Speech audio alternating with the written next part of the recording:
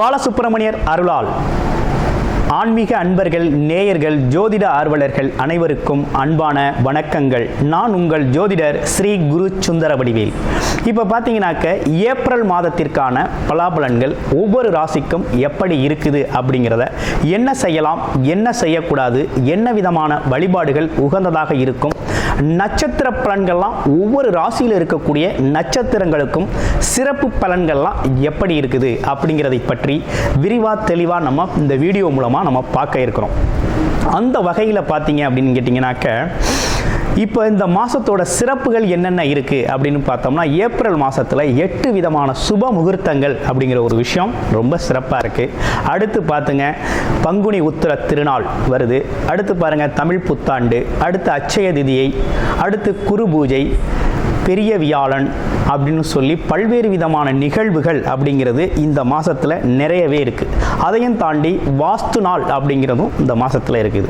அப்போ இப்படிப்பட்ட சிறப்பு மிக்க இந்த மாதத்தில் உங்களுடைய ராசிக்கு இந்த கிரக பயிற்சிகள், கிரக மாற்றங்களால் என்னென்ன மாற்றங்களை நீங்கள் செஞ்சுக்கலாம், என்ன விதமான முயற்சிகள் கை கொடுக்கும் அப்படிங்கிறதை பற்றி விரிவாக தெளிவாக ஒவ்வொரு ராசிக்கும் மிக அழகாக பார்க்க இருக்கிறோம். நீங்கள் முழுமையாக இந்த வீடியோவை பாருங்கள். இப்போ உங்களுக்கு உங்களுடைய ராசிக்கு எப்படி இருக்கும் அப்படிங்கிறத இப்போ பார்க்கலாம். கும்பம் ராசி காலச்சக்கரத்தின் 11வது ராசி. லாபங்கள், எண்ணங்கள், ஆசைகள், அனுபவங்கள் அனைத்தும் முன்னேற்றமான பாதையை நோக்கி செல்லக்கூடிய கும்பராசி நேயர்கள். கும்பராசியை பொறுத்த வகையில் பார்த்தீங்க அப்படின்னா, எந்த இடத்துலையும் ரொம்ப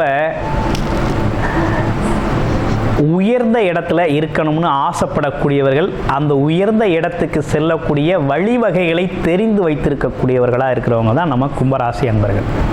அது மட்டும் இல்லாமல் எங்கே போனாலுமே மதிப்பு மரியாதைக்கு நமக்கு பஞ்சம் இருக்காது. அந்தளவுக்கு மதிப்பு மரியாதை கிடைக்கும். அதே போல் உயர்வான எண்ணங்கள் அப்படிங்கிறதும் நம்மக்கிட்ட உண்டு. ஆனால் நம்ம கீழேயும் போயிட மாட்டோம், ரொம்ப உயரத்துலையும் போயிட மாட்டோம். நடுநிலையில் ரொம்ப அற்புதமாக மனநிலையிலையும் சரி எல்லாத்தையும் நம்ம இலகுவாக புரிஞ்சுக்கிறது அப்படிங்கிறது நம்மக்கிட்ட இயல்பாகவே உள்ள ஒரு நல்ல குணம். இதில் கும்பராசியை பொறுத்த வகையில் மேலும் சிறப்பாக சொல்லணும் அப்படின்னா, அட்மினிஸ்ட்ரேஷன் பொறுப்புகள், தலைமைத்துவத்தில் பார்த்திங்கன்னா சிறந்த நிர்வாகியாக இருக்கக்கூடிய நல்ல அமைப்பு அப்படிங்கிறது உண்டு. நல்ல படிப்பு அப்படிங்கிறதும் நிறைய பேருக்கு ரொம்ப நல்லா வரும்.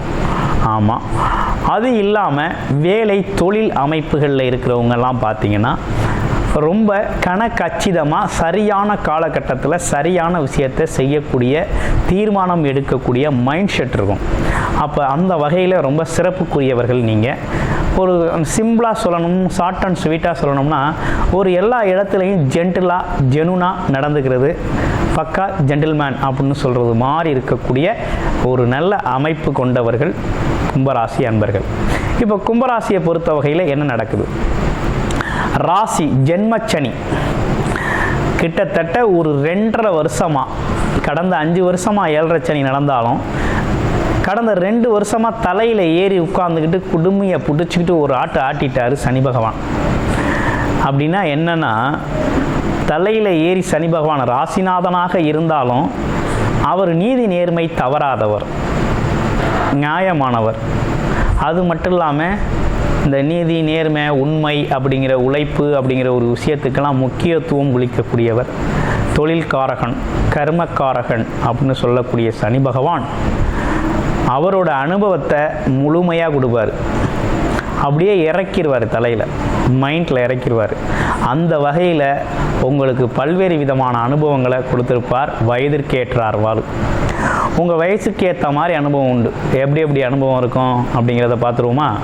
அந்த வகையில் பார்த்தோம்னா, படிக்கிற குழந்தைகளுக்கு படிப்பில் தடுமாற்றம், ரொம்ப சிறு குழந்தைகளாக இருந்தாங்க அப்படின்னா அடிக்கடி மருத்துவ செலவுகள், கையை உடைச்சிக்கிறது, காலை உடைச்சிக்கிறது, கீழே விழுந்துட்டேன், மேலே விழுந்துட்டேன்.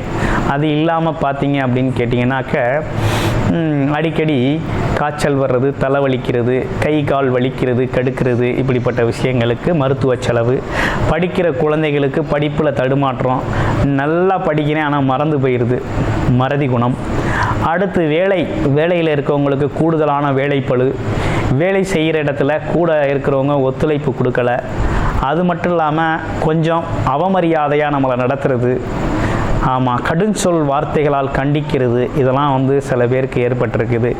இதெல்லாம் வந்து நமக்கு வந்து அந்த வேலை சூழலை விட்டு விரிவாகக்கூடிய, வேலையை விட்டு நிற்கக்கூடிய, ஆமாம், இந்த வேலை இது என்ன வேலை, பெரிய வேலை அப்படின்னு வேலையை விட்டு வர்றது மாதிரி ஒரு சூழ்நிலைகள்.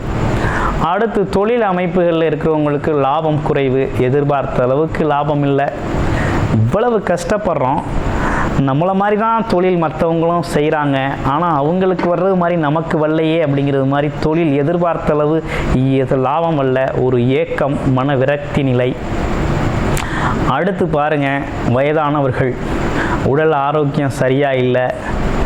ஆமாம், கூடவே 50 பேர் இருந்தாலும் தனியாக இருக்கிறது மாதிரி ஒரு ஃபீலிங்கு, மனசில் ஒரு நடுக்கம், பயம், பதற்றம், இப்படிப்பட்ட பல்வேறு விதமான அனுபவங்களை கொடுத்தார். அப்புறம் ரிலேஷன்ஷிப், சொந்த பந்தங்கள், உறவுகள் எல்லாத்துலேயும் மனக்கசப்பு, ஆமாம், புரிந்து கொள்ள முடியாத ஒரு சூழ்நிலை.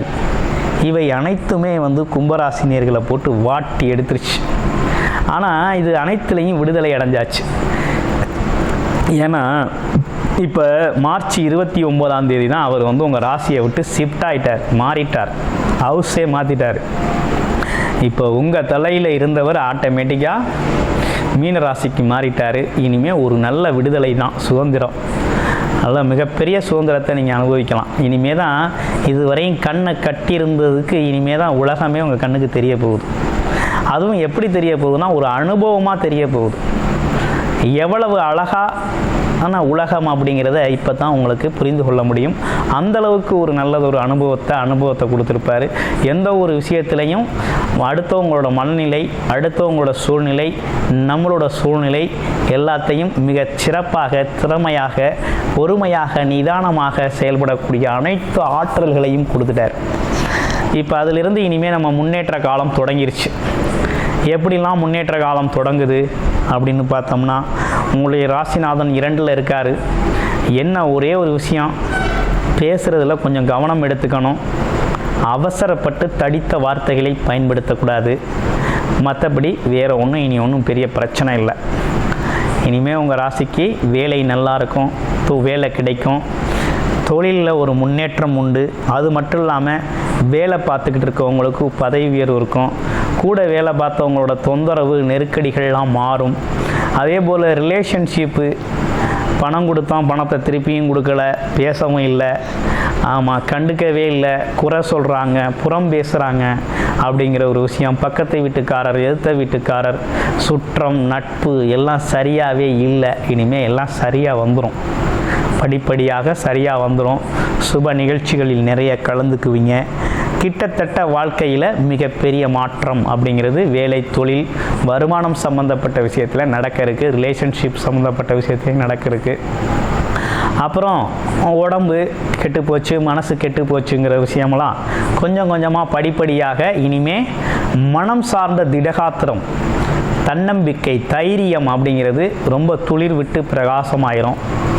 அதே போல் பார்த்திங்கன்னா உடல் ஆரோக்கியம், உடலில் பார்த்திங்கன்னா சோம்பேறித்தனம், சோர்வு, ஆமாம், அது மட்டும் இல்லாமல் இனம் புரியாத கவலைகள்லாம் மாற்றம் ஏற்பட போகுது. உடம்புல ஒரு தைரியம், தன்னம்பிக்கை ஏற்படும். உடம்பு கொஞ்சம் சுறுசுறுப்பாக இருக்கும், ஆக்டிவாக இருக்கும். இப்படி பல்வேறு விஷயங்கள் இப்போ மாற்றம் பெற்றிருக்கு. அப்போ கிட்டத்தட்ட இந்த விஷயங்கள் எல்லாமே நல்லபடியாக நடக்க இருக்குது.